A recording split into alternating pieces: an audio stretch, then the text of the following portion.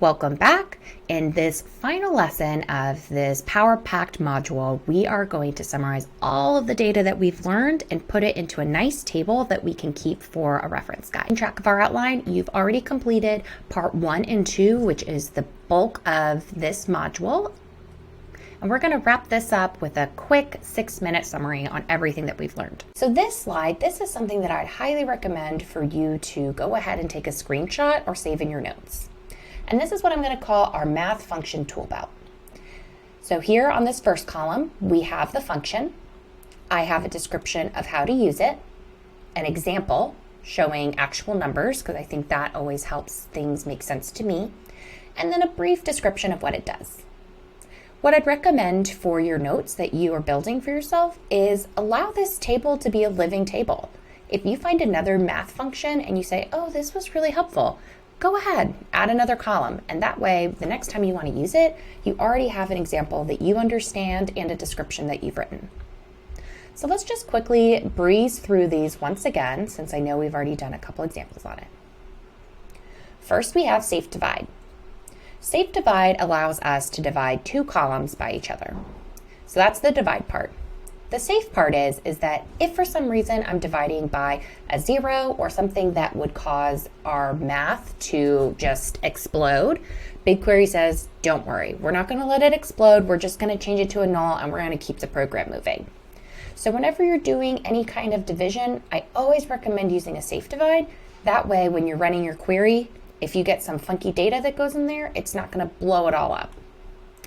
So here's an example. We can do safe divide with column 1, comma, column 2.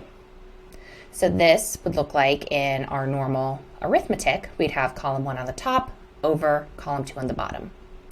Suppose that the value for column 1 is 1 and the value for column 2 is 2. So that'd be 1 divided by 2, which equals 0.5 or 50%. And then we already have the description of what it does. Round allows us to round using just your standard nomenclature. If 0.5 and above, you go up to the top number, 0.4 and below, you go to the lower number.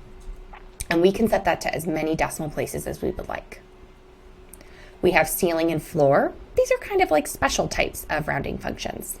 Sometimes we don't want to use just a stereotypical, oh, if it's 0.5 up, 0.4 down. Sometimes we want to say, we're talking about people, we're talking about vehicles, something that can't be a partial, and we always want to go up to the next number. Then we'd use the ceiling function.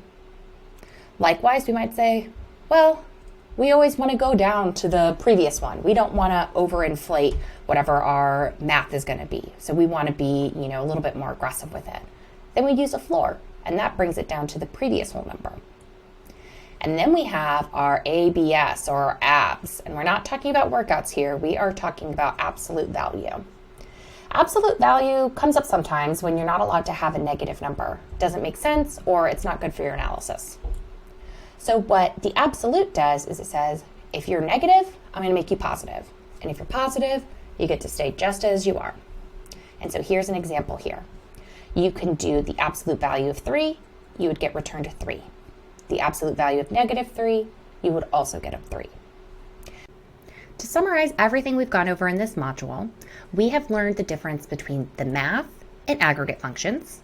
As a reminder, math is something that does analysis across different rows or columns versus aggregate, which does analysis going down a column. I also have this really handy dandy link for all of our BigQuery math functions.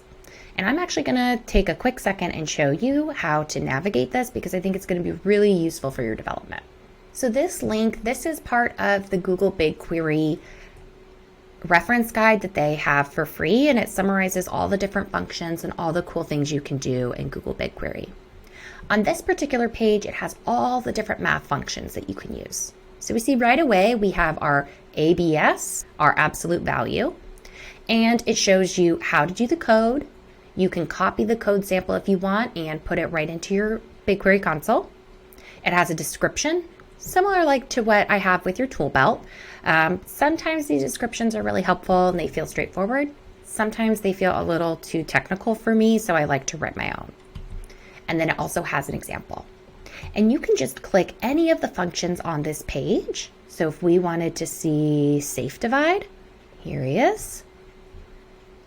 It shows you how to do it. It gives you a quick description, and it also shows you what it looks like. So like I said, this is something that you're going to want to save this as one of your favorites or put it wherever you're putting all of your reference guides for the sequel class. This is something you want to keep nearby. That wraps up the rest of this module. In our next module, we're going to do a very similar type of exercise, but instead of doing things with our math and our math functions, we're going to learn how to do different types of functions for strings or text data. See you then. Hope you found this video helpful. If you did, I would be so appreciative if you could like the video and subscribe to help me create more content for you. Thank you.